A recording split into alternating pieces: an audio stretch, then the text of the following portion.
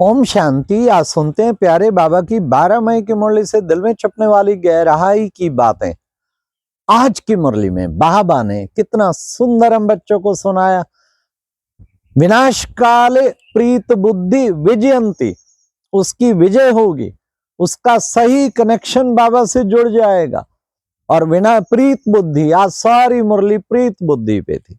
और विनाश काले विपरीत बुद्धि विनश्यंती, आज बाबा ने कहा मैं खुद कहता हूं उनका विनाश होगा जिनकी बुद्धि विपरीत होगी। तो प्रीत बुद्धि बाबा ने आज कहा, प्रीत बुद्धि बनेंगे तो ऊंच पद पाएंगे। तुम्हें प्रीत एक बाबा से लगानी है, बांधेलियों को रड्डियां नहीं मारनी है। बांधेलियों को तो और ही सहज है, क्योंकि उन्हें एक बाबा की याद आती है, और बाप की याद निरंतर करेंगी तो वो भी उच्च पद पा लेंगी। कि बाबा ने कहा कि बच्चे, इसलिए कितना सुंदर गीत था, न वो हमसे जुदा होंगे न उल्फत दिल से निकलेगी। हाँ, बाबा ने कहा ना बाबा हमसे जुदा होंगे, ना हमारे अंदर उल्फत, उनके प्रति प्यार कम नहीं हो सकता, हमारा नहीं हो सकता। तो बाबा ने कहा कि बच्चे, गीत जो है ना, देखो ये प्रीत बुद्धि का गीत है। बाबा से जिन बच्चों की प्रीत है ना, वो उन्नति को पाते हैं, ऊपर जाते हैं। फिर बाबा ने आज कहा कि देखो बच्चे, बाबा जो है उसको पुकार, क्या है वो, मर्सीफुल है, नॉलेजफुल है। उसे पुकारते हैं ना तो वो नॉलेजफुल, मर्सीफुल, सब पर रहम करते हैं। वे बच्चे, बाबा को तुम बच्चे देखो कितना पुकारते थे। अच्छा बच्चे, वो सर्व का सदगति, उसके बिना कोई कर नहीं सकता सबकी सदगति। बाबा ने कहा मैं तुम्हें सत्य बताता हूं, सत्य वचन महाराज कहते हैं ना। तो बाबा ने कहा पतित पावन है और मैं तुम्हें सत्य, सुबह उठकर नहीं बैठता तो मजा नहीं आता। ब्रह्मा बाबा ने कहा मैं सवेरे सवेरे उठकर बैठता हूँ, अमृत वेले का अनुभव सुना है बच्चों को। अमृत वेले एकांत में बैठ बाप को याद करना है, उस वक्त बहुत अच्छा आनंद आएगा। लेटे लेटे बाबा ने कहा मैं भी अगर याद करूं तो झुटका आ सकता है। हाँ, कईयों को लेटे लेटे करते हैं तो फिर झुटके आ जाते हैं, तो इसलिए लेटना तो है ही नहीं। सुबह उठ के बाबा को याद करना है, बड़े प्यार से याद करना है, दिल से करना है, तभी तो प्रीत बुद्धि बनेंगे। बाबा के प्यार में खो जाएं। और फिर बाबा सुबह उठ के कोई 4 से 8 ये लक्ष्य रखे, एक बाबा दूसरा ना कोई, तो उसकी स्थिति बहुत ऊंची बन जाएगी। फिर बाबा ने कितना अच्छा हम बच्चों को बुद्धि में लगा के रखा। तो बच्चे, तुम बच्चों को देखो, ये मैं इस वक्त तुम्हें समझाता हूँ राज के, पूज्य से पुजारी और पुजारी से तुम पूज्य बनते हो। आज बाबा ने सर्विस पर बहुत जोर दिया। बच्चे, तुम प्रदर्शनी लगाते हो ना, तो पहले पहले तो गीता पाठशाला वालों को बुलाओ, जो गीता पाठी हैं जितने, उन्होंने पाठशालाएं खोली हैं, उन्हें समझाओ, श्री कृष्ण के गुण और शिव बाबा के गुण बताओ। हाँ, तो उन्हें दोनों के गुण पता लगेंगे स्पष्ट, तो उन्हें समझ आएगा कैसे शिव बाबा सारे विश्व का कल्याण कर रहे हैं। फिर बाबा ने आज कहा कि बच्चे, तुम बच्चे कितना जो है देखो, दधीची ऋषि की तरह तुम्हें हड्डी हड्डी सेवा में लगानी। सर्विस करेंगे तो उच्च पद पाएंगे, सर्विस बच्चों को खूब करनी है। फिर बाबा ने कहा कि बच्चे, बाबा तुम बच्चों को, सर्विसेबल बच्चे बाबा को बड़े प्यारे लगते हैं, तो तुम्हें भी प्यार से बाबा को ऐसा ही सर्विस का तन मन धन तुम्हें अपना रूहानी सेवा में लगाना है। फिर बाबा ने कहा देखो, मनसा वाचा कर्मणा, बच्चों को अच्छी तरह से सर्विस करनी है।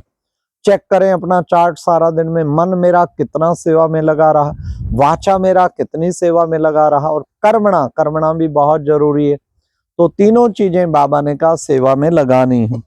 एक से प्रीत नहीं तो औरों से फिर प्रीत लग जाएगी। बाबा ने कहा कोई कोई की बहन से प्रीत लग जाती है, भाई की भाई से लग जाती है, आशुक माशुक की तरह एक दूसरे के बिना रह नहीं सकते। तो बाबा ने कहा क्या है, हाँ, बाबा से प्रीत नहीं तो औरों से बुद्धि जुटती जाएगी, और तुम्हें औरों से सब तरफ से बुद्धि हटानी है। तो मेरा, बाबा ने कहा ये तुम बच्चों को ध्यान में रखना है, और ये सब माया है। बाबा ने कहा हाँ, मेरे क्या माया है, मेरे में बाबा आता, मेरे में मम्मा आती, ये होता वो होता।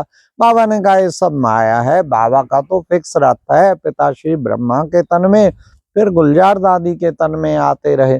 और कोई कहता है तो समझ लो ये माया है, खुद भी भटके औरों को भी भटकाते रहेंगे।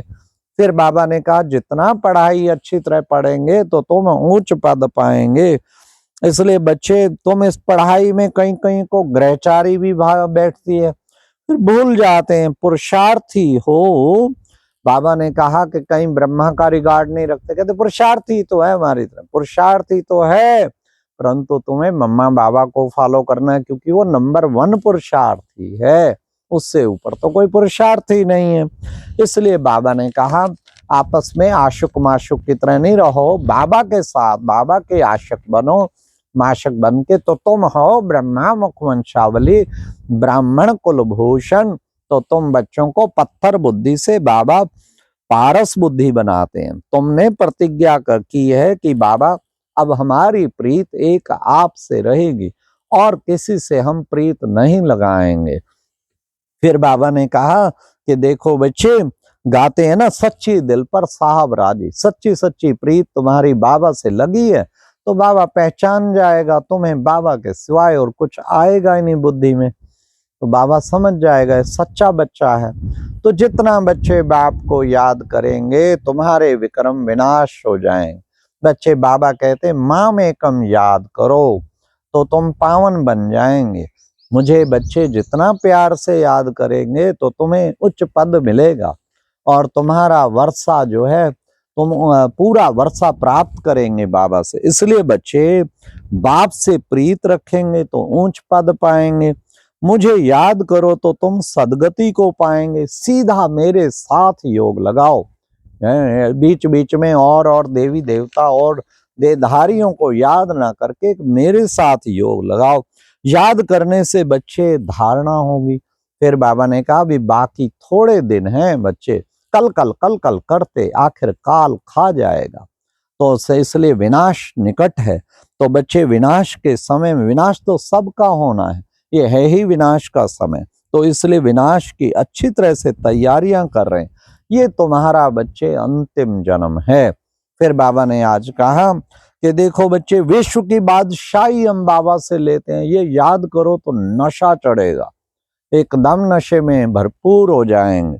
तो बाबा ने कहा गीता से ही स्वर्ग की स्थापना हुई, अर्थात जो शिव बाबा आके गीता ज्ञान सुना रहे हैं उसको सुन के धारण करते हैं तो उसी से स्वर्ग की स्थापना हुई।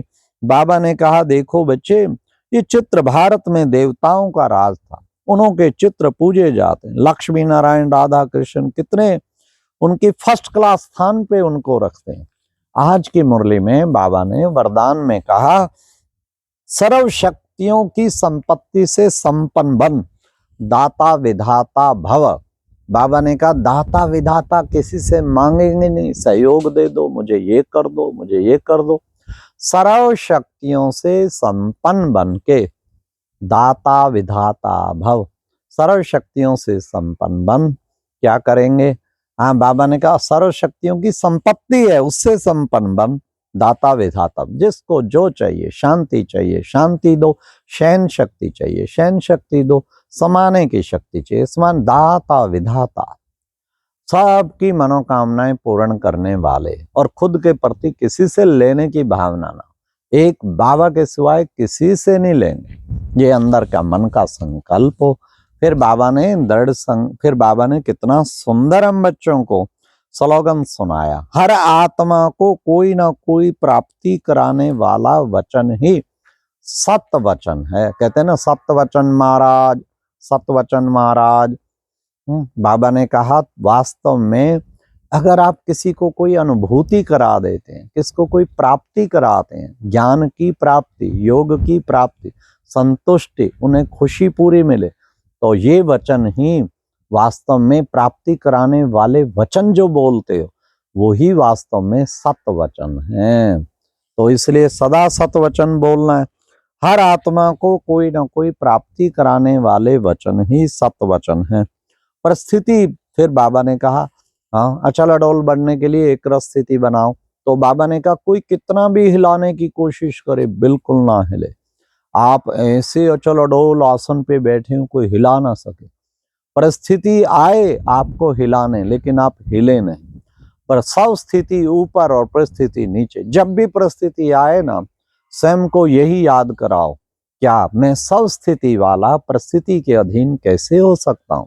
तो ये याद करेंगे तो परिस्थिति एकदम भाग जाएगी और सब स्थिति में स्थित हो जाएंगे। तो सब स्थिति का आसन सदा स्थित रखो कि कैसे मैं मास्टर, सर्वशक्तिवान, सर्वशक्तियों का मालिक, सब स्थिति वाली आत्मा हूं। तो परिस्थिति मेरा क्या बिगाड़ सकती है। अरे अचल अडोल अंगद के समान मेरा पैर हिला के तो दिखाए परिस्थिति भाग जाएगी जब तुम शेर बनेंगे। बाबा ने कहा उसे मिक्की माउस समझो, वो आई और गई, निकल जाएगी। तो ऐसा पुरुषार्थ करेंगे तभी तुम उच्च पद पाएंगे। तो ये बाबा ने कितना अच्छा हम बच्चों को बताया। परिस्थिति ही बाबा ने कहा नीचे हो जाए और सब स्थिति ऊंची हो जाए। अच्छा, ओम शांति। ये थी आज की मुरली से दिल में छपने वाली गहराई की बात।